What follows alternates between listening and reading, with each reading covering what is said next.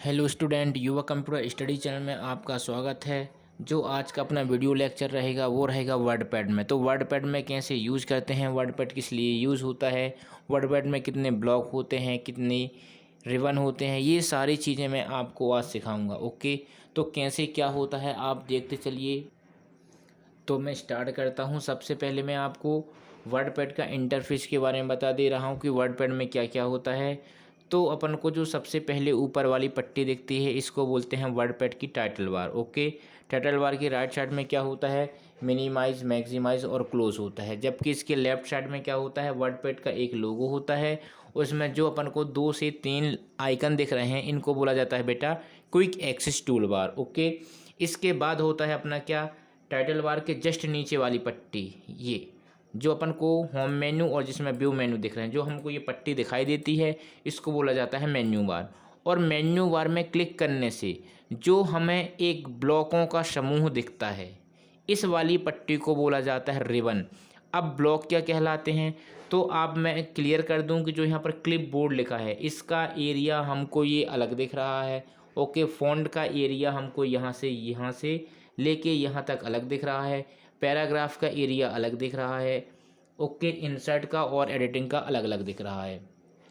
तो प्रत्येक ब्लॉक जिनको एरिया बोलते हैं, यहाँ पर प्रत्येक ब्लॉक में अलग अलग ऑप्शन होते हैं और प्रत्येक ब्लॉक के ऑप्शनों को एट्रीब्यूट या कमांड कहा जाता है। ओके, और कमांडों के समूह को ब्लॉक कहा जाता है। तो रिबन में क्या होता है, 2 या 2 से अधिक ब्लॉकों का समूह होता है। तो जो रिबन होती है वो ब्लॉकों से मिलकर बनती है। ओके, और प्रत्येक ब्लॉक में विभिन्न प्रकार के ऑप्शन होते हैं। इन ऑप्शनों को कहा जाता है बेटा एट्रीब्यूट या कमांड। अब मैं आपको पहले होम मेन्यू में क्लिक करता हूं तो अलग रिबन खुलती है जो हमको दिखाई दे रही है, और व्यू मेन्यू में क्लिक करता हूं तो इसकी अलग रिबन दिखाई दे रही है। इसके बाद होता है अपना क्या, रिबन के जस्ट नीचे होता है बेटा रूलर बार। रूलर बार अपन को दिख रही है जो कि एक स्केल का काम करती है। ओके, इसके बाद हमको क्या होता है, सबसे नीचे टास्क बार दिखाई देती है और टास्क बार के जस्ट ऊपर होता है क्या बेटा, स्टेटस बार, जिसके राइट साइड में होता है जूम बार। स्टेटस बार में राइट साइड में होता है क्या बेटा, जूम बार। अपन यहाँ से जूम ज़्यादा भी कर सकते हैं और जूम कम भी कर सकते हैं। ओके, यहाँ से ये जूम ज़्यादा हो जाता है, यहाँ से जूम कम हो जाता है। तो मैं आपको हर एक ऑप्शन जॉब के अकॉर्डिंग बताता हूँ कि जॉब में क्या करना है क्या नहीं करना है। तो ये आपको, तो हम स्टार्ट करते हैं होम मेन्यू। अब मैं होम मेन्यू में एक एक ऑप्शन बताता हूँ। यहाँ पर मैं कुछ लिख लेता हूँ। यहाँ पर मैं लिखता हूँ युवा कंप्यूटर स्टडी, युवा कंप्यूटर स्टडी मैं यहाँ पर लिखता हूँ। ओके, मैंने जैसे ही यहाँ पर युवा कंप्यूटर स्टडी लिखा, अब मेरे को इन ऑप्शनों के थ्रू मैं आपको एक एक ऑप्शन काम करके बताता हूँ। ये होता है सेलेक्ट करना। सेलेक्ट कैसे करते हैं, माउस की लेफ्ट बटन को दबा कर रखना है और माउस का मूवमेंट जिस तरफ करोगे उस तरफ सेलेक्ट हो जाएगा। ओके, तो ऐसे होता है सेलेक्ट। मैं इसको सेलेक्ट करके इसका साइज बड़ा कर लेता हूँ तो आपको और क्लियरिटी रूप से दिखेगा। यहाँ से क्या हो जाता है, बड़ा साइज हो जाता है। ओके, ये ज़्यादा ही बड़ा हो गया। ओके, अब यहाँ पर आता है पहला कट, कॉपी और पेस्ट। आपको यहाँ पर दिखता होगा कि कट और कॉपी एक साइड है लेकिन पेस्ट का ऑप्शन एक साइड होता है। इसका मतलब क्या होता है कि यदि आप कट करोगे तो पेस्ट कर सकते हो, कॉपी करोगे तो पेस्ट कर सकते हो, लेकिन विदाउट कट या कॉपी के पेस्ट किसी भी ऑप्शन को नहीं किया जा सकता है। और कट या कॉपी कब करोगे, जब डेटा को सिलेक्ट करोगे। जैसे मैं यहाँ पर डेटा को क्या किया बेटा, सेलेक्ट किया। सेलेक्ट करने के बाद ये 2 ऑप्शन एक्टिवेट हो जाते हैं, कट और कॉपी। मैं जैसे ही कट में क्लिक करता हूँ तो यहाँ से युवा गायब हो गया है, हो गया गायब। अब मैं चाहता हूँ कि जो युवा है वो यहाँ पर पेस्ट हो जाए, जहाँ पर मेरा कर्सर है। तो यहाँ पर जाऊँगा और एंटर बटन से जैसे ही प्रेस करूँगा तो मेरा कर्सर नीचे आ चुका है। कर्सर किसको बोलते हैं, जो एक डंडा ये ब्लिंक करता है इसको कर्सर बोला जाता है। जैसे ही मैं पेस्ट करूँगा तो यहाँ से युवा कट होके यहाँ पर आ गया। ओके, इसी प्रकार कॉपी में क्या होता है, मैं इतने डेटा को सिलेक्ट करूँगा, इसके बाद कॉपी में क्लिक करूँगा तो डेटा क्या हो गया, डुप्लीकेट हो गया। अब यहाँ पर कर्सर लेके आता हूँ। ओके, और पेस्ट में जैसे ही क्लिक करूँगा तो कंप्यूटर यहाँ पर भी है और मेरा कंप्यूटर यहाँ पर भी लिख के आ गया। तो कट और कॉपी में अंतर क्या है, कट में रहता ऐसा है कि कट में डेटा यहाँ से कट होकर अगले स्थान पर लिख जाता है। जबकि कॉपी में क्या होता है, कॉपी में हम किसी भी डेटा को सिलेक्ट करते हैं और कॉपी में जैसे ही क्लिक करते हैं तो वो डेटा डुप्लीकेट हो जाता है, और पेस्ट करते हैं तो जैसे ही मैं पेस्ट करता हूँ वो चीज़ यहाँ पर आ जाती है। ओके, तो ये होता है कट, कॉपी और पेस्ट के इम्पोर्टेंट रूल जो आपको हर जगह देखने को मिलेंगे और बहुत ही काम की चीज़ है। इसके बाद मेरा क्लिपबोर्ड ब्लॉक यहाँ पर फिनिश होता है। इसके बाद मैं नेक्स्ट ब्लॉक की बात करता हूँ जिसका नाम है font block. Okay, font block का एरिया ये अलग रहता है, ये एरिया अलग रहता है, और ब्लॉक में जितने ऑप्शन होते हैं उनको बोला जाता है एट्रीब्यूट या कमांड। ओके, तो हम फॉन्ट ब्लॉक में एक एक ऑप्शन करके यूज करते हैं। तो सबसे पहला होता है अपना फॉन्ट फैमिली। फॉन्ट फैमिली में होता क्या है, अपने जो फॉन्ट फैमिली होती है इनमें फॉन्ट लिखने का स्टाइल चेंज होता है। जैसे मैं स्टडी को सिलेक्ट किया, ओके, स्टडी को मैंने सेलेक्ट किया और यहाँ मैं एरो में क्लिक करता हूँ। अब जैसे ही फ़ॉन्ट को मैं यहाँ पर कर्सर की सहायता से लाऊंगा, पॉइंटर की सहायता से, तो जो यहाँ पर स्टडी लिखा है आपको चेंज होते हुए दिखेगा। तो मेरे को किस प्रकार की फ़ॉन्ट स्टाइल चाहिए उसमें जैसे हमने क्लिक करेंगे तो यहाँ पर स्टडी चेंज होता है। लेकिन आप क्वेश्चन ये करोगे सर कि यहाँ पर केवल स्टडी ही क्यों चेंज हो रहा है, तो बेटा स्टडी यहाँ पर इसलिए चेंज हो रहा है कि स्टडी बस सेलेक्ट है। यदि हम और अदर डेटा सेलेक्ट करते हैं तो अलग चीज़ सेलेक्ट होगी। ओके, मैं यहाँ पर युवा कंप्यूटर इतना सेलेक्ट कर रहा है, ये पूरा मैंने सेलेक्ट कर दिया। अब मैं स्टाइल चेंज करूँगा तो एकदम पूरा स्टाइल चेंज हो रहा क्या, तो जितनी चीज़ हम सेलेक्ट करेंगे उतनी चीज़ यहाँ पर चेंजेस होंगी। इसके बाद में यहाँ पर बात करता हूँ फ़ॉन्ट साइज़ की। तो फ़ॉन्ट साइज़ में क्या होता है, डेटा का साइज़ छोटा और बड़ा होता है। ये 10 पॉइंट का हो गया। युवा कंप्यूटर जो लिखा है वो 10 पॉइंट का हो गया। यदि मैं यहाँ पर कंप्यूटर स्टडी को छोटा करना चाहता हूँ उसको सेलेक्ट करूँगा। फ़ॉन्ट साइज़ में यदि मैं जाऊँगा यहाँ पर कि मेरे को आप बताइए 11 साइज़ में कितना इसका साइज़ बढ़ेगा, तो ये 11 साइज़ का हो गया। यदि मैं बोलता हूँ नंबर के अकॉर्डिंग कि आप 24 कीजिए तो 24 में इतना डेटा का साइज़ रहता है। इसके जस्ट बाजू से आता है ग्रो फॉन्ट। ग्रो फॉन्ट से होता क्या है कि अपना साइज़ बढ़ता है, सेलेक्ट किए हुए डेटा का साइज़ क्या होता है, बढ़ता है। जैसे ही मैं ग्रुप फॉन्ट करता हूं तो हमारे मन मुताबिक साइज बढ़ते चला जाता है। जबकि श्रिंक फॉन्ट में क्या होता है बेटा, साइज घटता है। ये चीज़ का आप विशेष रूप से ध्यान रखना। ग्रो का मतलब होता है बढ़ना और श्रिंक का मतलब होता है घटना। आपको यहाँ पर एक इशारा भी देता होगा कि ए के ऊपर ऊपर की ओर तीर लिखा है, ओके, जबकि एज लिखा है इसके जो एरो बना है वो डाउन की ओर बना है। तो इसका मतलब होता है यहाँ से डेटा साइज डाउन होगा, यहाँ से डेटा साइज अप होगा। ओके, इसके बाद अगला ऑप्शन आता है बोल्ड। बोल्ड का मतलब होता है किसी भी डेटा को हाईलाइट करने के लिए। मैंने क्लिक किया, ये हल्का सा हाईलाइट होगा। यदि मैं दूसरी भाषा में बोलता हूँ तो डेटा हल्का सा मोटा हो जाता है। क्या हो जाता है, डेटा हल्का सा मोटा हो जाता है। किस में, बोल्ड में। बोल्ड में जैसे ही क्लिक करूँगा हल्का सा मोटा हुआ, क्लिक करा फिर पतला हो गया। ओके, इटैलिक में क्या होता है, जो अपन ने डेटा सेलेक्ट किया है ये हल्का सा तिरछा होगा। देखना क्या ये हुआ, क्या हल्का सा तिरछा। तो डेटा को हल्का सा इटैलिक करते हैं आई के माध्यम से, और यहाँ पर यू है उसके नीचे एक लाइन है, इसका मतलब है इस ऑप्शन का नाम है अंडरलाइन। अंडरलाइन में क्या होगा, जितना डेटा हम सेलेक्ट करेंगे उतना डेटा के नीचे क्या आ जाएगी, एक लाइन आ जाएगी जिसको बोला जाता है बेटा अंडरलाइन। ओके, इसको यदि मेरे को अलग करना है तो ये अंडरलाइन में क्लिक करूंगा तो यहाँ से अंडरलाइन हट जाएगी। मतलब कि किसी भी ऑप्शन को एक्टिवेट करते हैं तो एक बार क्लिक करेंगे, उसको डीएक्टिवेट करना चाहते हैं तो फिर उसमें क्लिक करेंगे तो वो ऑप्शन क्या हो जाता है, डीएक्टिवेट हो जाता है। इसके बाद आता है स्ट्राइक दो। स्ट्राइक दो करता क्या है, आपके वर्डों के मध्य से एक सीधी लाइन खींच देता है। आपको स्क्रीन में दिखता होगा कि यहाँ से वर्णों के मध्य से एक सीधी लाइन आ गई। इसको दूसरी भाषा में बोलते हैं किसी भी डेटा को, सेलेक्ट किए हुए डेटा को रफ करने के लिए स्ट्राइक दो का यूज किया जाता है। ओके, इसके बाद आता है अपना सब स्क्रिप्ट और दूसरा आता है अपना सुपर स्क्रिप्ट। सब स्क्रिप्ट और सुपर स्क्रिप्ट में आपको चिन्ह से ही पता चलता होगा। सब का मतलब होता है किसी भी डेटा के ऊपर घात लगाना, और सब का मतलब होता है किसी भी डेटा के नीचे किसी अंक को लाना। अब देखते हैं कैसे, एग्जाम्पल के थ्रू हो जाए तो ज़्यादा मज़ा आ जाए। ओके, इसको मैं अलग करता हूँ। यहाँ पर मैं एक पानी का सूत्र होता है H2O, ओके, मैंने H2O लिख दिया। इसको साइज में थोड़ा सा बड़ा करता हूँ। मैंने यहाँ से साइज क्या किया बेटा, बड़ा किया।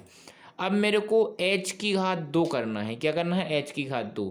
तो जिसको घात करना है उसको करें सेलेक्ट। मैंने यहाँ से सेलेक्ट किया और मैं सब स्क्रिप्ट में जैसे ही क्लिक करता हूँ तो H की घात हो जाती है, और सब स्क्रिप्ट करता हूँ तो ये H2O का सूत्र बन जाता है।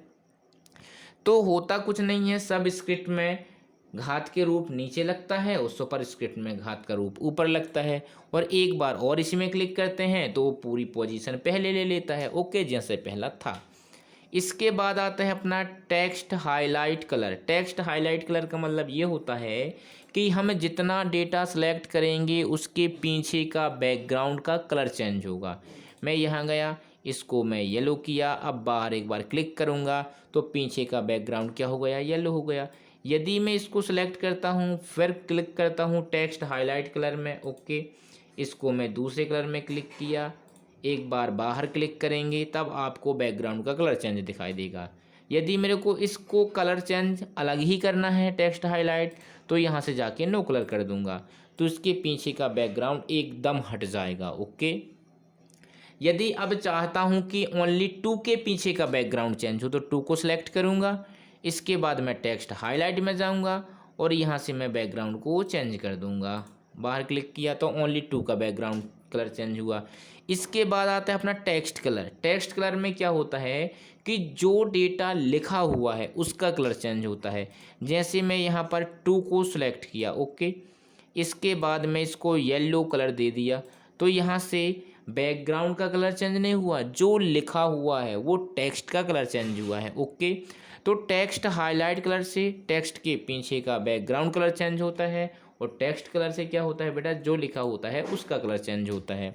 इतनी बात आपको एकदम क्लियर हो गई होगी। इसके बाद आता है अपना डिक्रीज इंडेंट और इंक्रीज इंडेंट। ये कैसे वर्क करता है, इसमें मैं आपको यहाँ पर कर्सर रखता हूँ। अब बोलोगे सर ये कर्सर क्या कहलाता है, तो जो आपको एक डंडा होता है वो ब्लिंक करते हुए दिखाई देता है, इसको कर्सर बोला जाता है। यदि मैं 0.5 आगे करना चाहता हूँ तो इंक्रीज इंडेंट से करूँगा। ये देखिए आपको रूलर बार में यहाँ पर इंडेंट दिखाई देते होंगे, इसको मेरे को आगे भगाना है 0.5, तो ये 0.55 आगे बढ़ रहा, ओके। और यदि मेरे को घटाना है तो इसके जस्ट बाजू डिक्रीज इंडेंट का यूज़ करते हैं। तो किसी भी डेटा को 0.5 आगे बढ़ाने के लिए इंक्रीज का उपयोग किया जाता है और घटाने के लिए डिक्रीज का उपयोग किया जाता है। इसके बाद आता है अपना start a list. Start a list का मतलब क्या होता है, इसको मैं सेलेक्ट करता हूँ और कीबोर्ड की सहायता से डिलीट बटन में डिलीट करता हूँ, पूरा डेटा अलग हो गया। अब मैं यहाँ पर स्टार्ट अ लिस्ट को बताने के लिए सबसे पहले यहाँ पर मैं 2 से 3 लाइन लिखूँगा। मैंने 3-4 लाइन लिख दिया। अब ये होता है स्टार्ट अ लिस्ट में कि लाइन के पहले किसी भी प्रकार के पॉइंट देने के लिए मैंने इतना सेलेक्ट किया। कितनी लाइन है, 1 2 3 4 5। अब मेरे को ये करना है कि लाइन के पहले कोई नंबर देना है। मैं जाऊंगा स्टार्ट अ लिस्ट में, यहाँ पर पॉइंट देना है तो पॉइंट आ जाएगा, नंबर देना तो नंबर आ जाएंगे। जो भी आपको देना है उस ब्लॉक में जाकर आप क्लिक कर दीजिएगा तो 1 2 3 4 5 लाइन आ चुकी हैं। और यदि इसको अलग करना है तो आप नन का उपयोग कर सकते हैं, अलग भी हो जाता है, ओके। इसके बाद आता है लाइन स्पेसिंग। लाइन स्पेसिंग में होता क्या है, 2 लाइनों के मध्य अंतर को घटाने और बढ़ाने के लिए, जैसे इसको मैं सेलेक्ट किया, यहाँ पर कितनी लाइन है, 1 2 3। अब इन 2 लाइनों के मध्य में यहाँ पर अंतर इतना है, यहाँ पर अंतर इतना है। यदि मैं इसको अंतर कम करना चाहता हूँ, देखिए आपको यहाँ पर अंतर कम दिखाई देता होगा। और बढ़ाना है 2 पॉइंट कर दो, ये अंतर बहुत ज़्यादा बढ़ गया। बढ़ गया क्या, इसको मेरे को घटाना है, 1.5 करना है तो अंतर घटा, और 1 पॉइंट करना है तो और अंतर घट गया, ओके। तो किसी भी लाइन के बीच का अंतर घटाने और बढ़ाने के लिए लाइन स्पेसिंग का यूज़ किया जाता है। इसके तत्पश्चात आता है अपना क्या बेटा, अलाइनमेंट। अलाइनमेंट होते कितने प्रकार के हैं, 4 प्रकार के। इसको बोला जाता है लेफ़्ट, इसको बोला जाता है सेंटर, इसको बोला जाता है राइट और इसको बोला जाता है बेटा जस्टिफाई। अब इसका यूज़ करने के लिए सबसे पहले मैं कुछ डेटा लेके आता हूँ। तो यहाँ से मैं A1 2 3 ये 3 अलाइनमेंट आपको बता दे रहा। ओके, यदि आपका अलाइनमेंट लेफ़्ट अलाइनमेंट में क्लिक है, क्लिक का मतलब ये राइट है, वो सेंटर है, मैं इसमें क्लिक कर दूंगा तो सेंटर अलाइनमेंट एक्टिव हो जाएगा। लेफ़्ट में क्लिक करूंगा तो लेफ़्ट अलाइनमेंट एक्टिव हो जाएगा। तो सेंटर में ना करके हम फर्स्ट बार लेफ़्ट में करते हैं। लेफ़्ट में क्लिक करेंगे तो जो डेटा लिखता चला जा रहा है वो लेफ़्ट से राइट की ओर लिख रहा, क्या दिखाई दे रहा होगा आपको क्लियर। यदि मैं चाहता हूं कि जो डेटा है वो राइट से लेफ़्ट की ओर लिखे, मतलब यहाँ से डेटा भी लिख रहा था इस साइड की ओर, अब मैं चाहता हूं कि जो ये डेटा है वो इस साइड से लिख के इस साइड आए, तो मैं यहाँ पर राइट में क्लिक करूँगा। अब वो राइट से लेफ़्ट की ओर लिख रहा, आपको स्पष्ट रूप से दिख रहा होगा। तो राइट अलाइनमेंट में क्या होता है, वो डेटा राइट साइड से लिखना स्टार्ट हो जाता है। और सेंटर में क्लिक करूँगा तो ना डेटा इस तरफ से लिखेगा और ना डेटा राइट साइड से लिखेगा कहाँ से, सेंटर से, आपको जो स्क्रीन में दिखाई देता होगा। ओके, तो ऐसा होता है सेंटर, लेफ़्ट और राइट अलाइनमेंट। इसके बाद मैं आपको जस्टिफाई दिखाऊंगा कि जस्टिफाई का यूज़ कैसे करते हैं। इसके लिए मेरे को एक पैराग्राफ लाना होगा।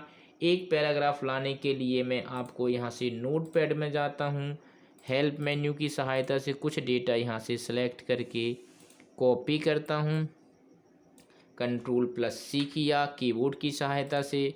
इसके बाद मैं जाता हूँ यहाँ पर पेस्ट कर लूँगा, ये मैंने पेस्ट कर लिया। ओके, तो यहाँ पर इतना डेटा मेरे सामने स्क्रीन पर आ गया। अब मैं आपको एक बात क्लियर कर दूँ कि जो डेटा है अपना, आप देख रहे हो कि इस लाइन के नीचे ये वाली लाइन है और इस वाली लाइन के भी नीचे ये लाइन है, लेकिन ये लाइन पूरी होने के बावजूद इस तरफ लाइन एक के नीचे एक लिखी हुई है, लेकिन यहाँ पर राइट साइड में आप देखोगे जहाँ पर मेरा ये कर्सर है, ये लाइन थोड़ा सी बड़ी है और उसके जस्ट नीचे वाली लाइन छोटी है। अब मेरे को डेफिनेशन सुनना, सबसे पहले जस्टिफाई की होती क्या है, सेलेक्ट किए हुए पैराग्राफ के दोनों ओर की लाइन बराबर करने के लिए। मतलब इस तरफ तो लाइन बराबर है लेकिन इस तरफ लाइन क्या है, बराबर नहीं है। जैसे मैं जस्टिफाई में क्लिक करूँगा तो इस तरफ की लाइन भी आपको बराबर दिखने लगेंगी। ओके, तो जस्टिफाई का उपयोग क्या होता है, दोनों ओरों की लाइन को बराबर करने के लिए जस्टिफाई का उपयोग किया जाता है। इसके बाद आता है पिक्चर में क्या होता है, मैं क्लिक करूंगा, यदि आपको यहाँ पर किसी प्रकार की पिक्चर आपके कंप्यूटर में होगी, ये सैम्पल पिक्चर है, इसमें मैं क्लिक करता हूँ, ओपन कर दूंगा तो यहाँ पर क्या आ गई बेटा, पिक्चर आ गई। ये होते हैं हैंड कंट्रोल जो आपको पॉइंट के रूप में दिख रहे होंगे। हैंड कंट्रोल को मैं इसी की सहायता से छोटा कर सकता हूँ पिक्चर को। ओके, मैं ये पिक्चर को छोटा कर सकता हूँ हैंड कंट्रोल की सहायता से।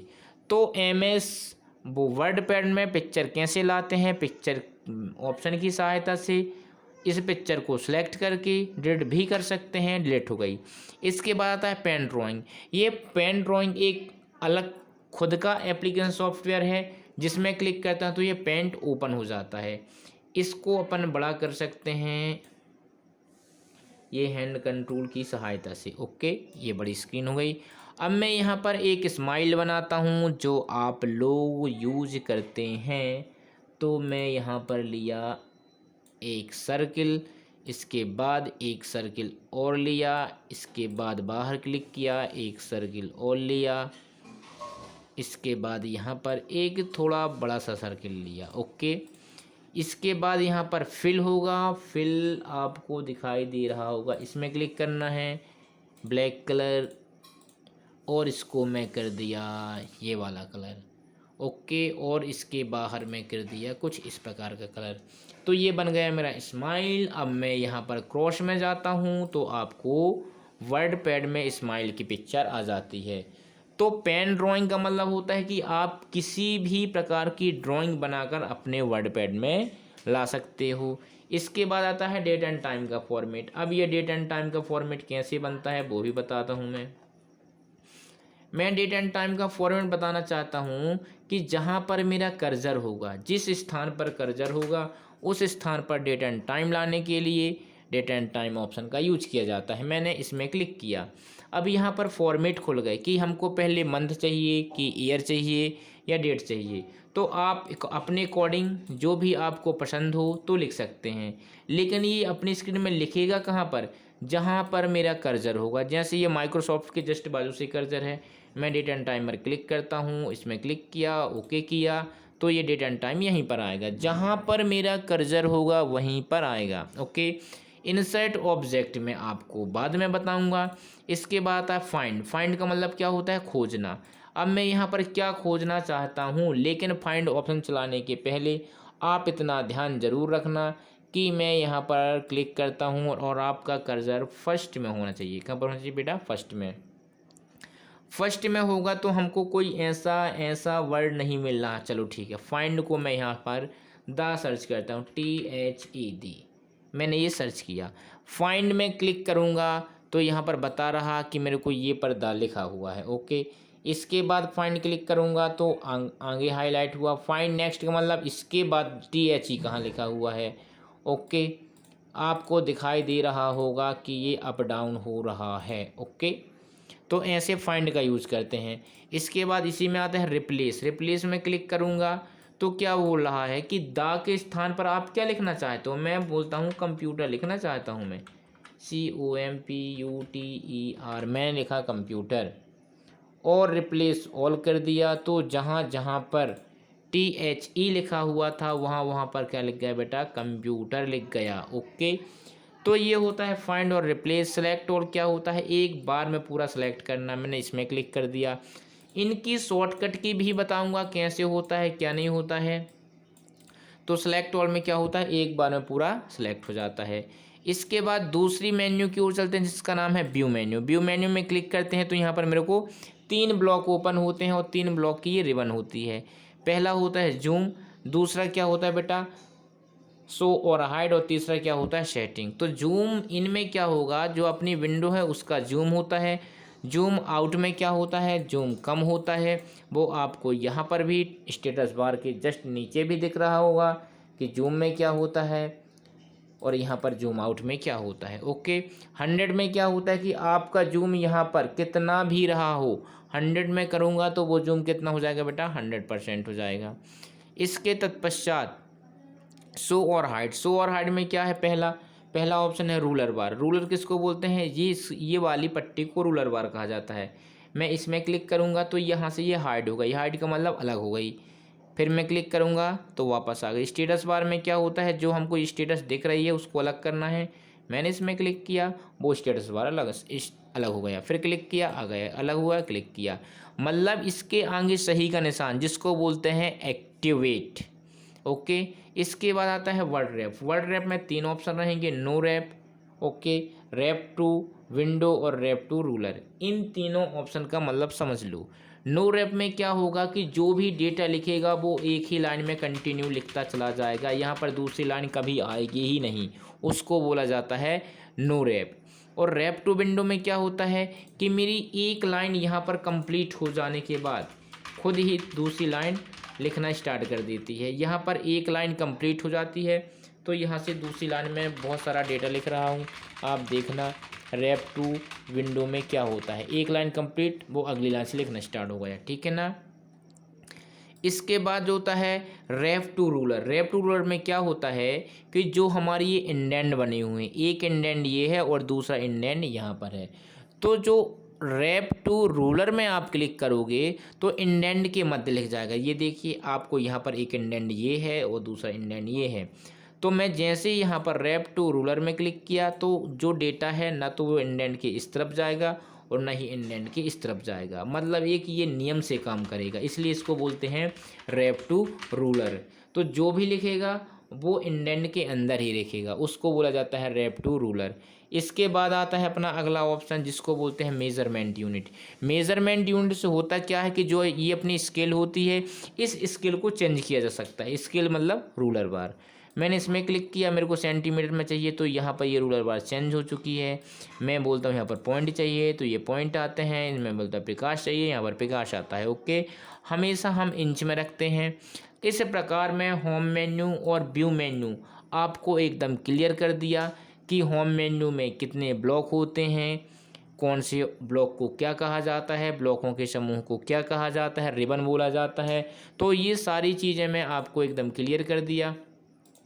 इसकी यदि मैं शॉर्टकट की चाहिए कि वर्डपैड की सर शॉर्टकट की क्या हुई, तो आप एक बार बताना, मैं सारी चीज़ें आपको रिकॉल कर दूंगा, हर चीज़ बता दूंगा। तो आज वीडियो को मैं यहीं फिनिश करता हूं, क्योंकि वीडियो कुछ लंबी ही होती जा रही है। इसके बाद मैं MS वर्ड स्टार्ट करूंगा, और जितनी भी वीडियो बना रहा ये सब जॉब कोर्स के हिसाब से हैं, जिसको DCA वाले और PGDC वाले बच्चे भी आसानी से देख सकते हैं और सीख सकते हैं। वीडियो पसंद आए तो लाइक करें, शेयर करें, सब्सक्राइब करें। धन्यवाद।